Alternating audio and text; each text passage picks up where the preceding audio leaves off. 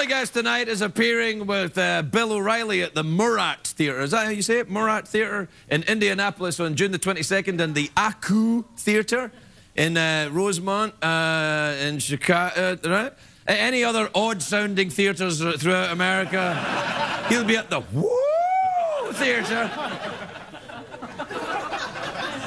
in Chicago on June the 23rd. Please welcome Dennis Miller, everybody. Dennis.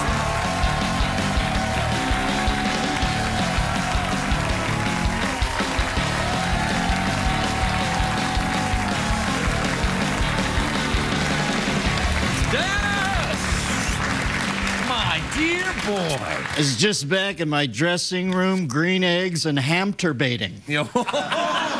Nice. Do you also have a hammy penis? It's one of those things that happens with age, I think. Well, my nickname is Vienna.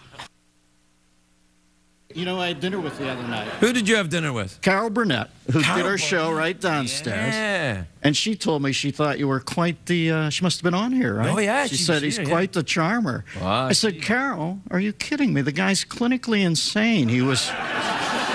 Little girls like that, Dennis. Incorrigible as a young man, a bit crusty as a middle-aged man, and well on your way to being a dirty old man. You are silt in a kilt, is the way I look at it. Silt in a kilt! There you go. It's got the Dr. Seuss. It's got a little bit of nasty edge. It's got a little sexy. What's that character's name, the Seuss character? The Lorax.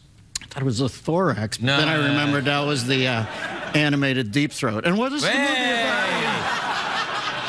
That's good. That's good. Don't be using good stuff like that on this show. Listen, here's the sad thing. I'm trying to impress the robot, not you. You're not the first. I don't care.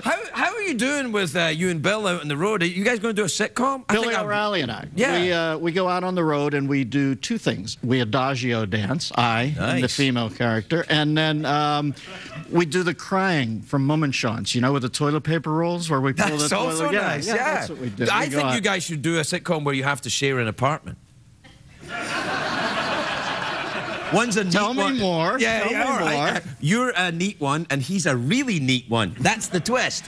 The thing about this, there's a spot for it. It's never been done. It's never been done. It's been done with neat one, untidy one, but a neat one and a really neat one. Yeah, that's great. Very reasonable. And a little bit of political commentator business on the way. Well, listen, when we go out and do the show, we have some politics in it, but we also do humor. I do a half an hour of comedy. Right. Bill does a half an hour of racontouring about growing up and formulating his political thoughts. We take a break, then we take a half-hour question. So, you know, it works out pretty easily. Sounds pretty good. Huh? Do you guys have a tour bus? We actually have a tour smart car.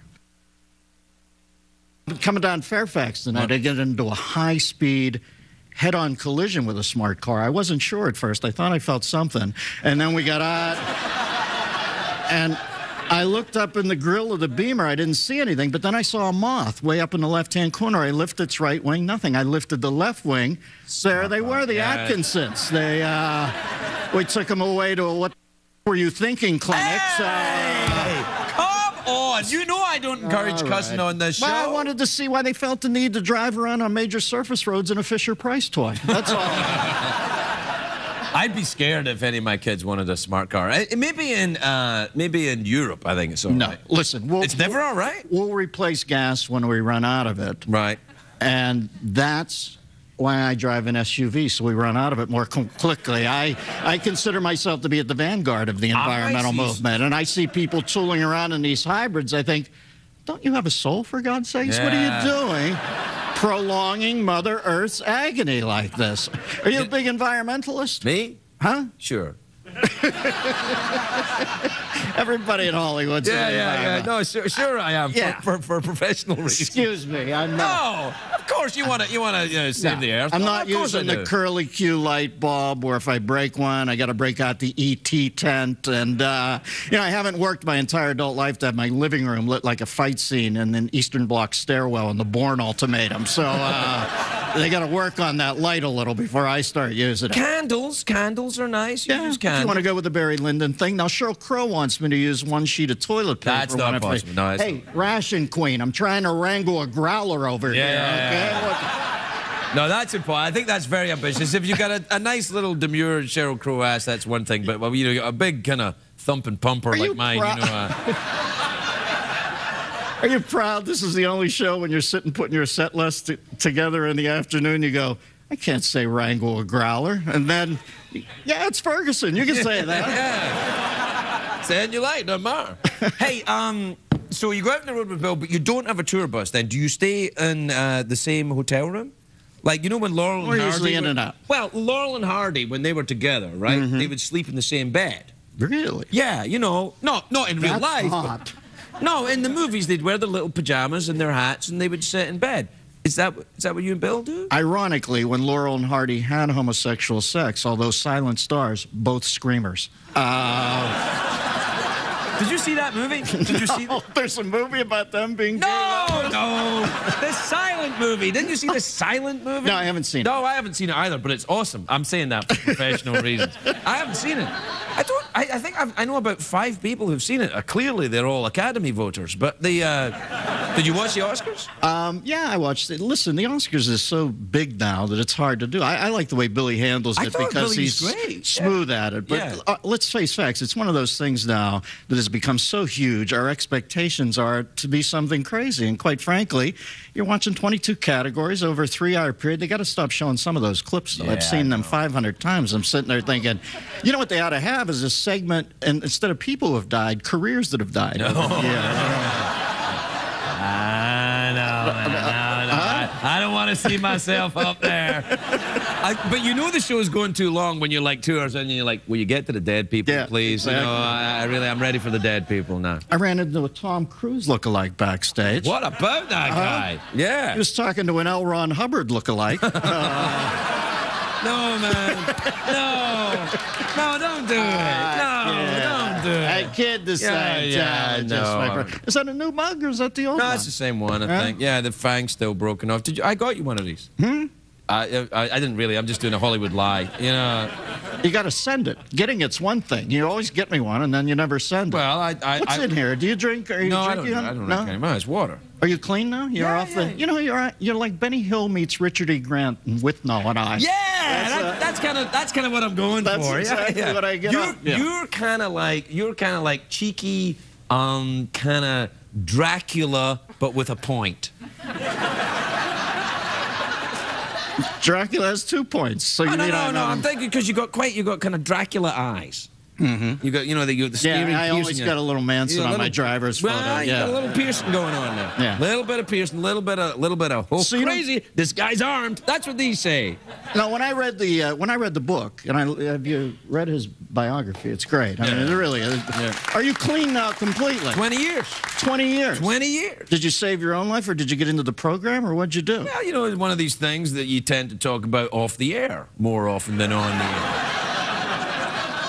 I just want to say to any alcoholics watching, you know that step where you call me 20 years down the road because you screwed me around on something and you want to make amends so you can get on with your life and you get off the phone and feel good about yourself, but I didn't know you screwed me around, so I get off the phone and I'm pissed off. Stick that phone call up your ass, all right? Wait. We got to go a commercial break, but just before we do, the views expressed by Dennis Miller are in no way connected to me or the CBS organization. We'll take a break. We'll be right back. We'll be right back.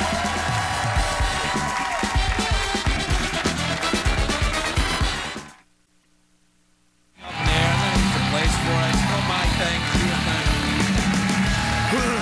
And I always feel you get like drama vampires with that kind of like people kind of latch onto it. I try to stay a little bit more out of it than Andrew did because it's too brutal. Yeah, no, it's nasty. Oh, hey, what's up? Are we back on the air? Yeah, we're on air, yeah. Oh, can I get a heads up? Somebody send up a flare or something? Well, you can usually tell because things go even quieter when we're on the air.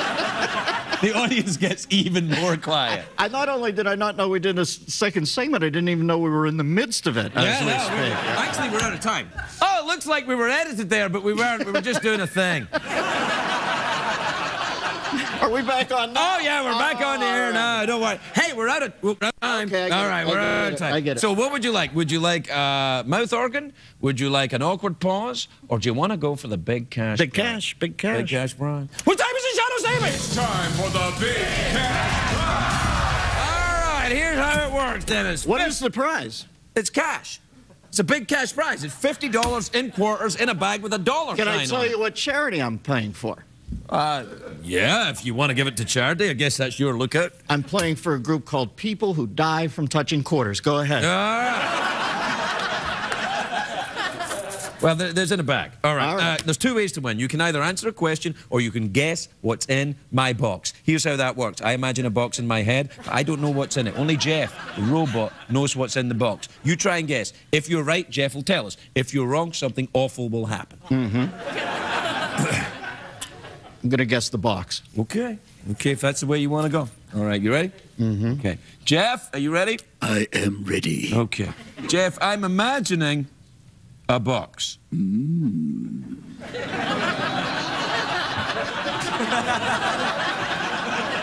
do you have to make that sexy noise when I say that? You know, I mean... I'm just getting into it, man. All right.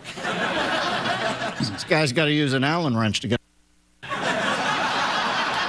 Hey. He's not the only one.